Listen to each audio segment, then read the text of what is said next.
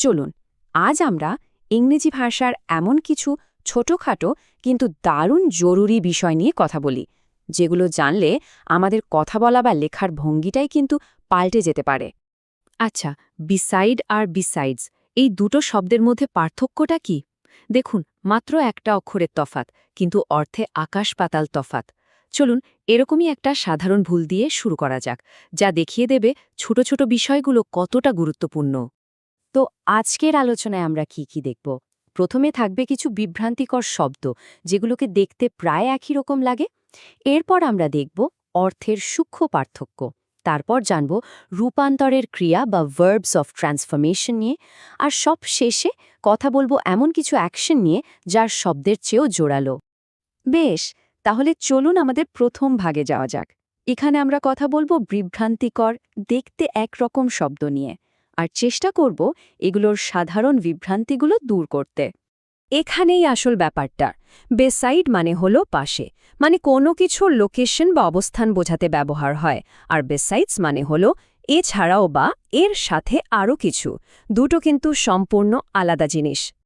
এই বাক্যটা দেখুন, সিট হিয়ার বিসাইড মি, মানে আমার পাশে এখানে বসো। এখানে বিসাইড শব্দটা দিয়ে পরিষ্কারভাবে একটা জায়গার কথা বলা হচ্ছে। আর এই উদাহরণটাতে what other sports do you play besides hockey এর মানে হলো হকি ছাড়াও আর কি খেলা হয়। এখানে বিসাইডস শব্দটা অতিরিক্ত কিছু বোঝাতে ব্যবহার করা হয়েছে।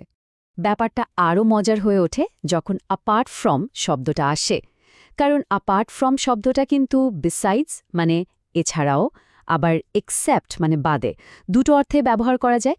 তাই এটা ব্যবহার করার সময় একটু খেয়াল রাখতে হবে যে কোন অর্থে ব্যবহার করা হচ্ছে। এই আরেকটা জোড়া দেখুন, ব্লাইন্ডলি, এর মানে হলো কিছু না দেখে বা না ভেবে কোনো কাজ করা। কিন্তু এর সাথে সম্পর্কিত ব্লাইন্ড অ্যাডভার্বটা আবার একটা খুব নির্দিষ্ট ক্ষেত্রে ব্যবহার হয়। যেমন ধরুন, পাইলটরা যখন শুধু যন্ত্রপাতির ওপর নির্ভর করে বিমান চালান, তখন সেটাকে বলা হয় ফ্লাইং ব্লাইন্ড। কাজে কোন পরিস্থিতিতে কোনটা ব্যবহার হবে সেটা বোঝাটা খুব জরুরি। চমৎকার! এবার চলুন আমাদের পরের অংশে যাই। এখানে আমরা দেখব অর্থের সূক্ষ্ম পার্থক্যগুলো, মানে এমন কিছু শব্দ যাদের সাধারণ অর্থটা একই রকম মনে হলেও ব্যবহারের জায়গাটা কিন্তু আলাদা। যেমন ধরুন, বিগ, লার্জ আর গ্রেট, তিনটের মানেই কিন্তু বড়, কিন্তু আমরা কি সব জায়গায় যে কোনো একটা ব্যবহার করতে পারি? একদমই না। কিছু বিশেষ্য বা নাউনের সাথে একটা শব্দ অন্যগুলোর চেয়ে অনেক বেশি স্বাভাবিক শোনায়। যেমন আমরা বলে বিগ প্রবলেম, কিন্তু লার্জ নাম্বারস বা গ্রেট সাকসেস বলি। তাহলে কোনটা কখন ব্যবহার করব মনে রাখতে হবে। লার্জ শব্দটা বিগের থেকে একটু বেশি ফর্মেল বা আনুষ্ঠানিক, আর সাধারণত মানুষের ক্ষেত্রে লার্জ ব্যবহার করা হয় না। অন্যদিকে গ্রেট শব্দটা শুধু আকার বোঝায় না, এটা দিয়ে কোনো কিছুর গুণ বা গুরুত্ব বোঝানো হয়। যেমন গ্রেট ইম্পর্টেন্স। আবার দেখুন, ব্রিটিশ আর আমেরিকান ইংরেজির মধ্যেও কিন্তু ছোট ছোট পার্থক্য আছে।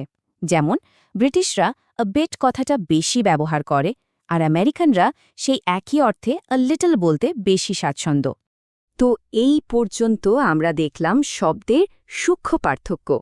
এবার আমরা দেখব সেই সব ভার্ব বা ক্রিয়া নিয়ে যা কোনো কিছুর পরিবর্তন বোঝাতে ব্যবহার হয়। এই সারণীটা একবার দেখুন।